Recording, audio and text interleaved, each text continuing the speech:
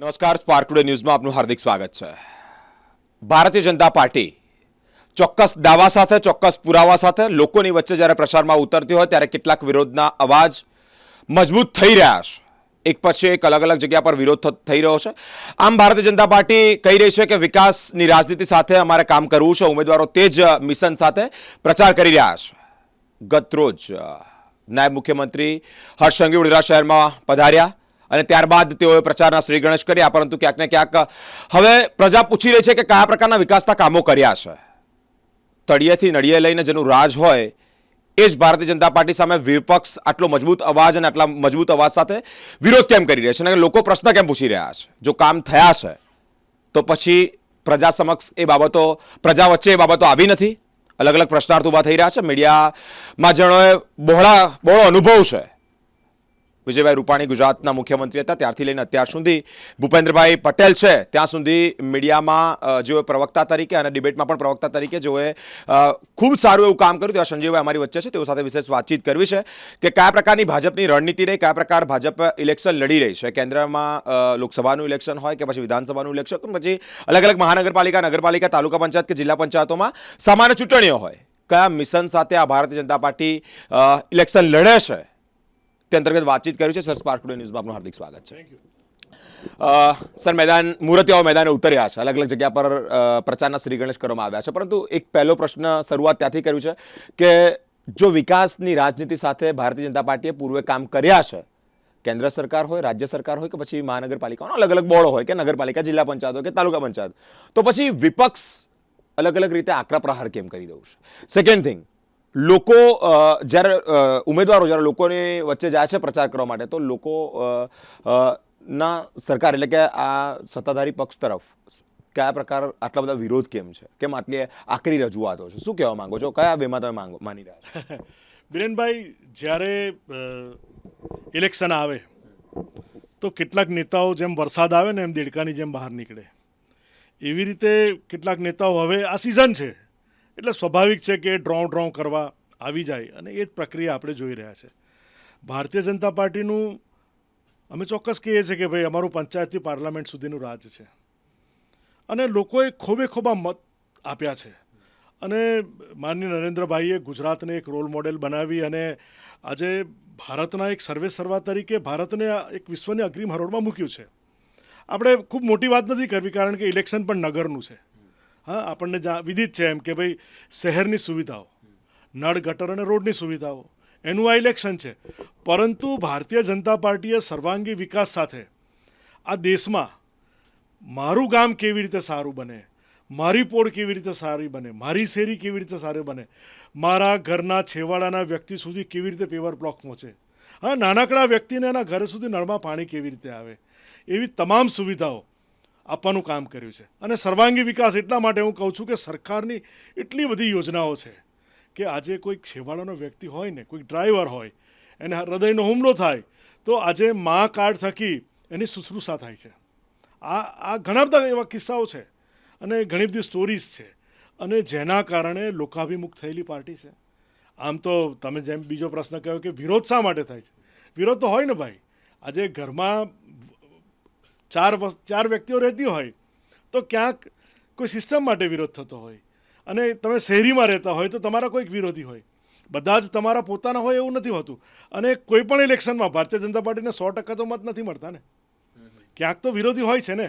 અને ક્યારેક કોઈ જગ્યાએ ભારતીય જનતા પાર્ટીના ઉમેદવારો અથવા તો અમે પ્રચારમાં ગયા હોય તો સામેના ઉમેદવાર પ્રેરિત પણ વિરોધ હોય, કારણ કે એને કોઈકના ઘરે જઈને વાત કરવી તો એ અને સ્વાભાવિક છે. અને અમે ઈચ્છીએ છીએ કે અમારું જ્યાં ખોટું હોય ને ત્યાં અમારા પર અમને એ આંગળી બતાવે. આવનારા દિવસોમાં ભારતીય જનતા પાર્ટીનો દરેકે દરેક કાર્યકર કોઈ પણ કામ બાકી રહી ગયું હશે તે કરવા માટે કટિબદ્ધતા કેળવે છે. અમારા સાંસદશ્રીઓ હોય, ધારાસભ્યશ્રીઓ હોય, એમના જનસંપર્ક કાર્યાલય ચાલુ છે 24 કલાક. નાનકડા વ્યક્તિને કોઈ યોજનાની માહિતી જોઈતી હોય, એનું આધાર કાર્ડ કરાવવાનું હોય, એને કોઈ યોજના વિશે વધારે માહિતી જોઈ અને એનું કોઈ ફોર્મ ભરવાનું હોય તો એ અમે 24/7 ઉપલબ્ધ છે. એટલે લોકરંજનના જે પણ કાર્યો ભારતીય જનતા પાર્ટીએ કર્યા છે, માનનીય મોદીજીના નેતૃત્વમાં કર્યા છે, માનનીય ભૂપેન્દ્રભાઈના નેતૃત્વમાં કર્યા છે.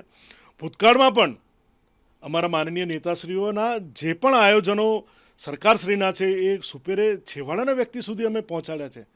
અને ભારતીય જનતા પાર્ટી અમારી સિદ્ધાંતો પર કામ કરીએ છીએ. અમારા 5 સિદ્ધાંતો છે. એ 5 સિદ્ધાંતોમાં સૌથી મહત્ત્વનું છે અંત્યોદય. છેવાડાના વ્યક્તિને કેવી રીતે શુશ્રૂષા કરવી. તમને વિદિત નહીં હોય કે જે વ્યક્તિની આવક ખૂબ ટૂંકી હોય અને એને એક સારામાંનો ફ્લેટ મળે તો એને કેટલો આનંદ થાય. છેવાડાનો વ્યક્તિ હોય, એની પાસે પૈસા ન હોય અને એ સારામાં સારી હોસ્પિટલમાં જઈ અને એની શુશ્રૂષા થાય તો એને કેટલો આનંદ મળે. અને એ આનંદ મતોમાં પરિણમે છે. વારંવાર ઇલેક્શન આવે છે. એવું નથી કે આ પહેલું ઇલેક્શન આવી રહ્યું છે. દર 1.5 વર્ષે 2 વર્ષે ઇલેક્શન આવે છે. અને અમારો કાર્યકાળ 24/7 પ્રજાની સમક્ષ છે. અને પ્રજાની સમક્ષ છે તો ક્યાંક કોઈ જગ્યાએ કોઈકને તકલીફ પડી પણ હોય, પણ અમારા માટે કોઈને પડેલી તકલીફ અમારા માટે અમે ખૂબ હૃદયથી એને સંભાળવાનો પ્રયત્ન કરીએ છીએ. અને આવનારા દિવસોમાં ક્યાંય કોઈને ઓછું ન ઉતરે એ અમારી જોવાની જવાબદારી છે. કારણ કે સત્તામાં છીએ, 30 વર્ષથી સત્તામાં છે. અને સત્તામાં હોય એટલે હું એવું સમજું છું કે અમારી જવાબદારી વિશેષ છે. અને એ વિશેષ જવાબદારીને પૂરી કરવા માટે અમારા ઉમેદવાર તો ભાઈ હમણાં આવ્યા. હા, જે દિવસથી ચૂંટણીનો ઢંઢેરો પીટાયો ને એ દિવસથી અમારા ઉમેદવાર નક્કી હતા. તમે મને પૂછો કે કોણ હતું? મારો નહીં, તમારો નહીં, પણ અમારા સૌનું કમળ. હા, આપણા સૌનું કમળ. અમે પહેલા જ દિવસથી કહ્યું હતું ભાઈ કમળ અમારો ઉમેદવાર છે. કારણ કે જે સેવાના કાર્યો ભારતીય જનતા પાર્ટીએ તમે જુઓ તો આખું જે આયોજન કર્યું છે આ દેશને, જે હું એવું કહીશ કે રીસ્ટ્રક્ચર કર્યું છે. તમે દરેક વસ્તુઓમાં જુઓ. શહેરમાં એક સમય એવો હતો 3 બ્રિજ હતા. આજે 40 કરતાં વધારે બ્રિજ છે. આ વડોદરા શહેર મહારાજા સયાજીરાવની દેન છે આપણને. ગાર્ડનોની નગરી છે. એક સમયે 60-70 ગાર્ડન હતા. આજે 150 કરતાં વધારે ગાર્ડન છે. અને મહાનગરપાલિકા આ બધું વ્યવસ્થિત રીતે સુચારું સુશાસન આપી રહી છે. અને એમાં નેતાઓનો દ્રષ્ટિ નિર્દેશ છે. એટલે ભારતીય જનતા પાર્ટીએ ક્યારેય કોઈને ઊણું ન ઉતરે અને સમાજ સેવામાં હંમેશા અગ્રેસર રહે. સત્તા અમને એટલા માટે જોઈએ છે કે અમારે સેવા કરવી છે. અને એ સેવાનો વિનિમય ત્યારે જ થઈ શકે કે તમારા હાથમાં કોઈક નેતૃત્વ હોય. આ જ ભારતીય જનતા પાર્ટીની નિયમ છે.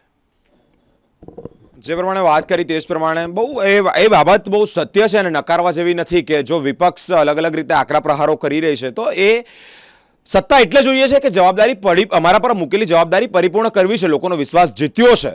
બોર્ડ મહાનગરપાલિકા નગરપાલિકાઓમાં જ્યારે કે જિલ્લા પંચાયત હોય કે પછી તાલુકા પંચાયતો જ્યાં બોર્ડ બેસે છે, ઉમેદવારો બહુમતીથી જીતે છે, તો એ વિશ્વાસ લોકોએ મૂક્યો હોય છે ત્યારે બધું વસ્તુ શક્ય બનતી હોય છે. 30-32 વર્ષથી જ્યારે સરકાર હોય તો લોકો જો સાચા જતમાં વિરોધ કરતા હોય, સરે કહ્યું એ બહુ જ રહસ્યમય વાત છે ને ત્યાં ઘણા બધા ક્વેશ્ચન રેઝ થઈ રહ્યા છે, ઊભા થઈ રહ્યા છે. વિપક્ષ એ દેડકા જેવું છે. બહુ સિમ્પલ શબ્દોમાં સમજવું છે કે આ દેડકા શું છે. ચોમાસાના સમયમાં એ બહાર નીકળે છે તો પછી પાછા ક્યાં જતા રહે છે.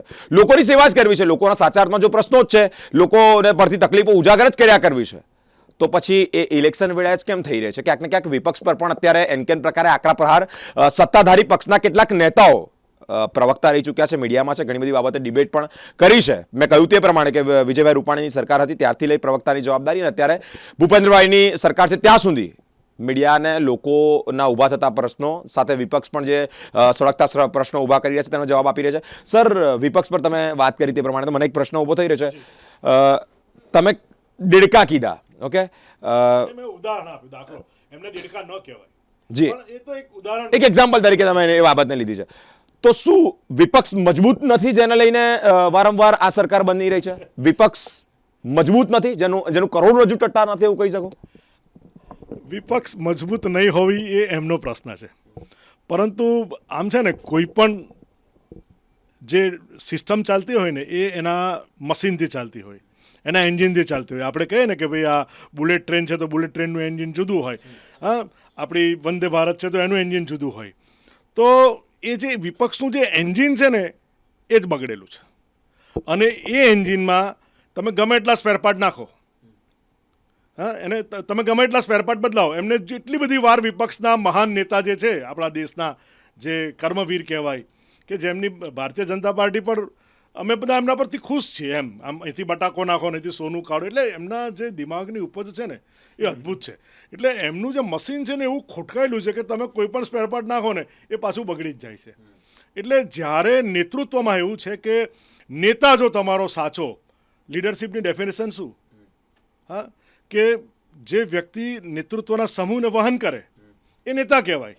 હા, તો એ જે એનામાં વહન કરવાની જે શક્તિ હોવી જોઈએ, એનામાં દીર્ઘદ્રષ્ટિ હોવી જોઈએ, આ છેવાડાના વ્યક્તિઓનું ભલું કરવાની ક્ષમતા હોવી જોઈએ, એ છે જ નહીં. કારણ કે એનો ઉછેર જુદી રીતે થયો છે.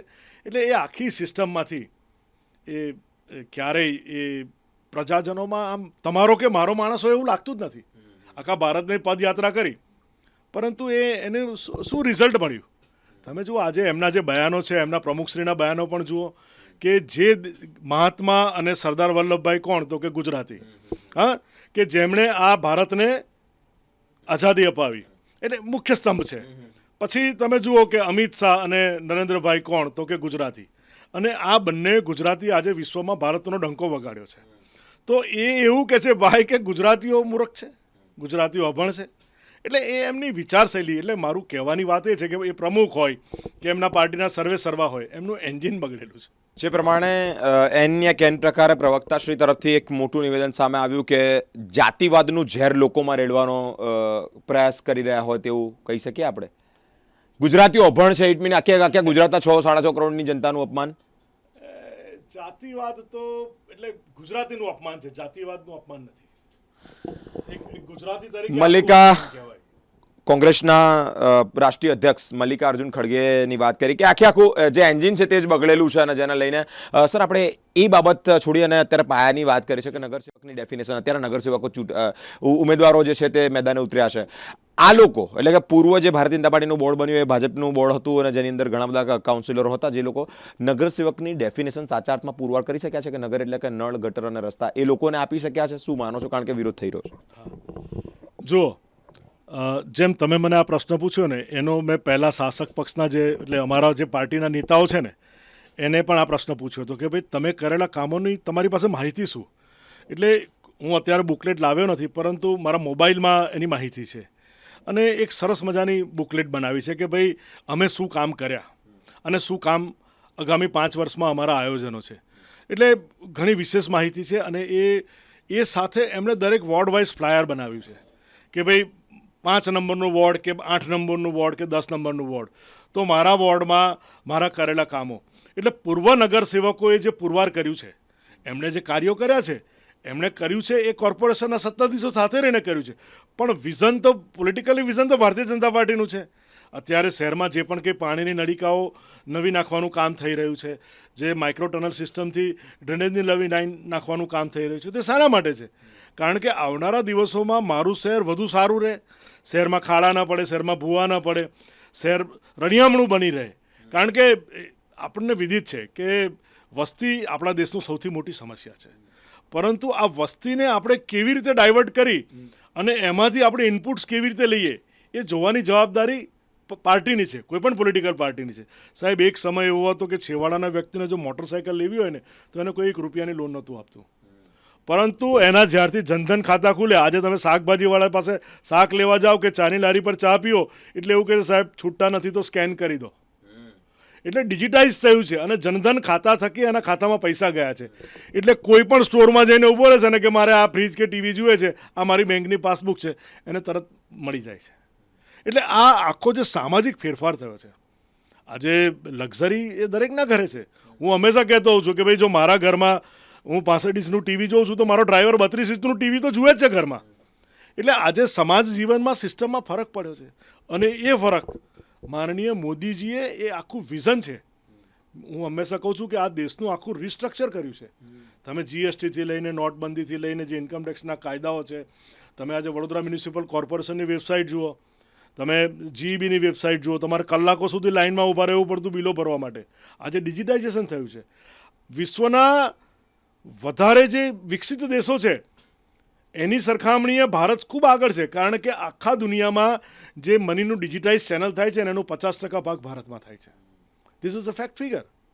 એટલે આજે તમે વિચાર કરો કે આપણા દેશની બેંકની તિજોરી કેટલી મજબૂત બની છે. એટલે એની પાછળ મારો કહેવાનો મતલબ એ છે કે છેવાડાનો જે વ્યક્તિ છે ને, એ સંપન્ન થયો છે.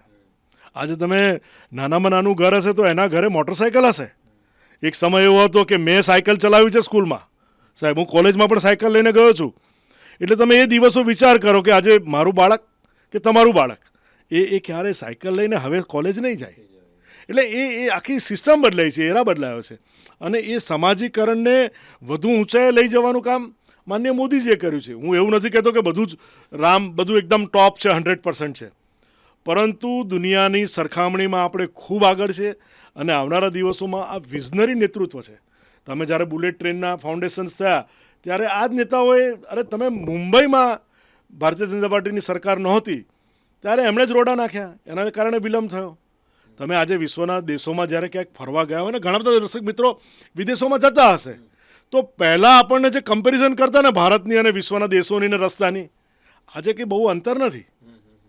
આજે બહુ અંતર નથી. એટલે ઓલમોસ્ટ દરેકની જીવનશૈલી સુધરી છે. અને અમારું કામ જ એ છે કે જો નગરના ઇલેક્શનમાં નગરનો વ્યક્તિ સુખી, નગરના વ્યક્તિની સુખાકારી વધશે તો જ મારા રાજ્યની સુખાકારી વધશે અને તો જ મારા રાષ્ટ્રની સુખાકારી વધશે. અને રાષ્ટ્ર મારું ઉન્નત થશે તો આપણે વિશ્વમાં ઉન્નત થઈશું. ખૂબ ખૂબ આભાર સંજીવ સર આપનો. ભારતીય જનતા પાર્ટીની જે વિચારધારા સાથે કામ કરી રહી છે અને જેને લઈને જ જે રાજ છે એ નગરપાલિકા હોય, મહાનગરપાલિકા હોય કે પછી જિલ્લા પંચાયત, તાલુકા પંચાયત કે પછી રાજ્ય સરકારમાં હોય, રાજ્યની સરકાર હોય કે પછી કેન્દ્રની સરકાર હોય, ત્યાં શાસન છે જેનું મુખ્ય કારણ છેવાડાના માનવી સુધી આ બધી સુવિધાઓ પહોંચે, છેવાડાના માનવી સુધી છેવાડાના માનવીને તકલીફ ન પડે તે અંતર્ગત ઘણા બધા બદલાવ થયા છે. એ બદલાવ અંતર્ગત ચર્ચા કરવી પણ જરૂરી છે, વિપક્ષનો અવાજ સાંભળવો તે પણ જરૂરી છે. આ બધા જ બદલાવો, આ બધા જ અવાજોની વચ્ચે ક્યાંક ને ક્યાંક લોકો સુધી આ ભારતીય જનતા પાર્ટી, લોકો માટે આ ભારતીય જનતા પાર્ટીએ શું કામ કર્યું તે બાબતે ઘણી બધી ચર્ચાઓ કરવી છે. કારણ વિશ્વાસની સાથે, જીતના વિશ્વાસની સાથે ઉમેદવારો મેદાને ઉતર્યા છે, તો શું સાચા અર્થમાં પ્રજા વિશ્વાસ મૂકી રહી છે? નાગરિકો વિશ્વાસ મૂકી રહ્યા છે? 5 વર્ષ દરમિયાન કે પછી સરકાર જ્યારથી 30 વર્ષથી છે તો શું સાચા અર્થમાં કામ કર્યા છે? અલગ અલગ મહાનુભાવો સાથેની વાતચીતથી આ વસ્તુ પુરવાર થઈ રહી છે, ક્લીન થઈ રહી છે. અને એક કહી શકાય કે જે માનસિકતા છે એ બહાર આવી રહી છે, છતી થઈ રહી છે કે જો વિપક્ષ આકરા પ્રહાર કરે જ છે, પરંતુ ક્યાં જાય છે કે જ્યારે લોકોને તકલીફ પડતી હોય કે પછી ઇલેક્શનના વેળાએ જ આ લોકો આવા પ્રશ્નો ઉજાગર કરે છે, તે બાબતે પણ રિયાલિટી ચેક કરવી છે. ભારતીય જનતા પાર્ટીના પ્રવક્તા સંજીવ સર સાથે વાતચીત કરી અને માલુમ થઈ રહ્યું છે કે કેન્દ્રની સરકાર હોય, રાજ્યની સરકાર હોય કે પછી અલગ અલગ બોર્ડ હોય, એ મહાનગરપાલિકાઓ હોય કે નગરપાલિકાઓ હોય, ક્યાંક ને ક્યાંક વિકાસના કામો થઈ રહ્યા છે, થયા હતા અને ભવિષ્યમાં પણ થતા રહેશે. તેના ઘણા બધા ઉત્તમ ઉદાહરણ પણ તેઓએ આપ્યા કે છેવાડાનો માનવી બાઇક ચલાવતો થયો છે, મોટરસાયકલ ચલાવતો થયો છે, શાકભાજી વેચતા જે લોકો છે તેઓને પણ ક્યાંક ને ક્યાંક આ સરકાર લોન આપી રહી છે અને મોટી સારી સુવિધાઓ ઉપલબ્ધ કરી રહી છે. આ બાબતો પણ નકારવા જેવી નથી. જો વિપક્ષ અલગ અલગ રીતે પ્રશ્નાર્થ કરી છે કે શું કામ કર્યા, તો તે પણ એક ઉત્તમ ઉદાહરણ છે કે આ જે છેવાડાના માનવીઓ અનેક અનેક સુવિધા ભોગવી રહ્યા છે એ ભારતીય જનતા પાર્ટીની દેન છે, એટલે કે સરકારની દેન છે. અલગ અલગ ટોપિક પર વાતચીત કરી, અલગ અલગ ટોપિક છેડવા છે, અલગ અલગ બાબતે માહિતી કલેક્ટ કરવી છે અને આપ સુધી એ માહિતી પહોંચાડવી છે. ભારતીય જનતા પાર્ટીના તમામ જે દિગ્ગજ નેતાઓ છે તેઓની સાથેની વાતચીત આપ સુધી પહોંચાડવાનો નમ્ર પ્રયત્ન કરતા રહીશું. આ તમામ અપડેટ જોવા માટે અમારી સાથે એટલે કે સ્પાર્ક ટુડે ન્યૂઝ પર જોડાયેલા રહો. કેમેરામેન નિસર્ગ સાથે હું બિરેન, સ્પાર્ક ટુડે ન્યૂઝ.